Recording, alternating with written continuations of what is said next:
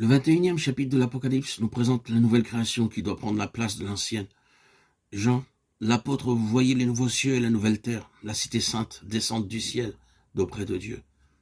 Cette cité nous parle de la nouvelle création dans sa plénitude et de tout ce qui est d'or pur.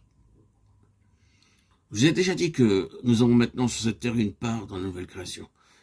Quand Dieu fit la terre, il dit qu'il en soit ainsi. Et ce fut ainsi. De la même façon, il parla et chaque chose fut créée. C'était la vieille création et à cause du péché de l'homme. Elle tomba sous la malédiction. Mais dans la nouvelle création en Christ, il y a une différence, car nous avons une part en elle. C'est avec les matériaux que nous donnons maintenant à Dieu qu'il construit cette nouvelle création. Dans 1 Corinthiens, chapitre 3, versets 9 à 15, Paul en parle très clairement. Nous sommes le labourage de Dieu, le champ de Dieu, les collaborateurs de Dieu.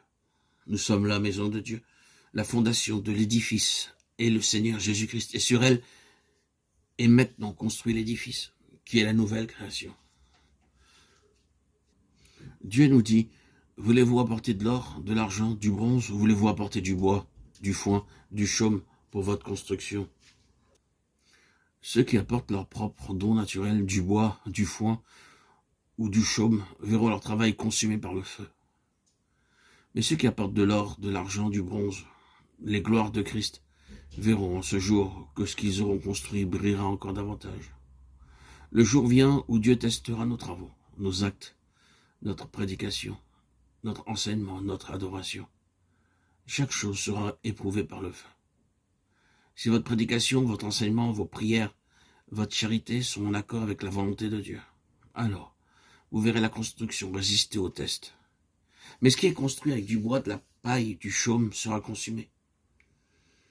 Un homme très riche, bon chrétien, rêva un jour qu'il s'en allait au ciel.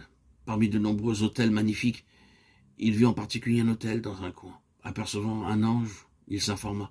À qui appartient cet hôtel? Celui-ci répondit qu'il appartenait à sa femme de ménage, celle même qui chaque jour lavait sa vaisselle et allumait son feu.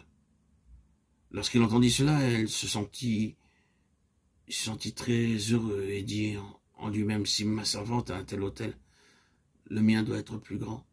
Un peu plus loin, il vit une hutte et posa la question, à qui appartient-elle? Monsieur, cela vous appartient, dit l'ange. Il se mit en colère. Ce n'est pas juste, pleura-t-il. Vous donnez à ma servante, qui ne sait même pas lire, un hôtel aussi vaste, et pour moi tout juste une petite hutte en paille. Pourquoi cela?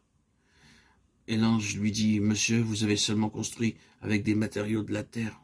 Cette femme a travaillé avec de l'or, de l'argent, et avec ces matériaux, nous avons construit cet hôtel. Vous avez seulement utilisé du bois, de la paille, du chaume, et avec cela, nous n'avons pu que construire une hutte. Alors il répondit, même, j'ai donné des milliers d'euros pour la charité. J'allais adorer chaque dimanche et je suis allé à toutes les réunions. Chaque jour de Noël, je faisais de larges dons. J'ai construit cet hôpital, cette école. Comment pouvez-vous dire que j'ai utilisé du bois, du foin, du chaume?